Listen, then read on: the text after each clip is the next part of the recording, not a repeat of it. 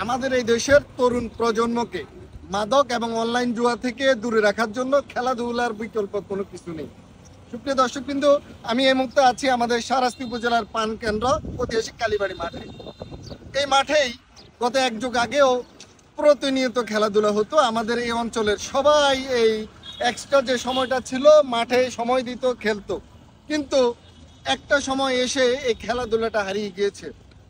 আপনারা দেখুন, আমি যেখানে দাঁড়িয়ে আছি আমার পিছনে পৌরসভার যে ময়লাগুলো রাখা হয়েছে এখানে, আর আগের মতো এখন আর কোনো পরিবেশ নেই।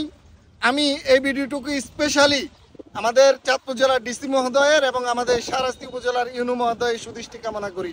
আপনারা ছাড়া এ মাঠের সংস্কার কেউ করতে পারবে না, কারণ অনেকে দায়িত্বে এসেছিল আবার চলে গিয়েছে, আলটিমেটে মাঠের কোনো কাজে কেউ আসে নাই। আমাদের এই অঞ্চলের অনেকেই আজকে মাদক এবং অনলাইন জুয়ার প্রতি আসক্ত হয়ে গিয়েছে। একমাত্র একটাই কারণ, খেলাধুলার যে পরিবেশটা এখন আর আগের মতো নেই। আমাদের এই মাঠে প্রতি বছরই মেলা হয়।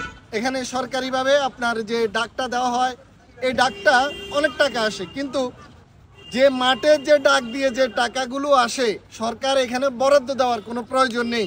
এই টাকা দিয়েই মাঠে সুন্দরভাবে সংস্কার করা যায়। আমি মনে করি আপনারা যারা দায়িত্বে আছেন, আপনারা সরকারের বিভিন্ন জায়গায় আছেন, গুরুত্বপূর্ণ দায়িত্বে আছেন, আপনারা একটু সুনজর দিবেন যেন মাঠটা সবসময় খেলাধুলার উপযুক্ত পরিবেশ থাকে। দেখুন, আজকে মাঠের চারপাশ দিয়ে দেখুন, কোনো মাঠের কোনো পরিবেশ নেই। এখানে খেলাধুলার কোনো পরিবেশ নেই, একটার পর একটা লেগেই থাকে। দেখুন, এ পাশে ময়লার স্তূপ করে রাখা হয়েছে, এ পাশে শাহরাস্তি পৌর একাডেমি, এ পাশে নিজমাহার পাইলট উচ্চ বিদ্যালয়। এখানে যে বাতাসগুলো, যে আপনার যে জীবাণুটা বাতাসে ছড়িয়ে যায়, আশেপাশে অনেকগুলো পরিবেশ আছে, দায়িত্ব নেওয়ার মতো কেউ নেই।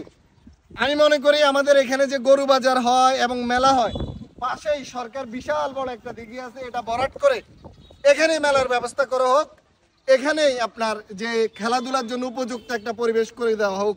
এ মাঠটা বাউন্ডারি করে দিতে হবে, কারণ আগামী যে প্রজন্মকে টিকিয়ে রাখতে হলে, অনলাইন জুয়া এবং মাদক থেকে দূরে রাখতে হলে খেলাধুলার কোনো বিকল্প নেই।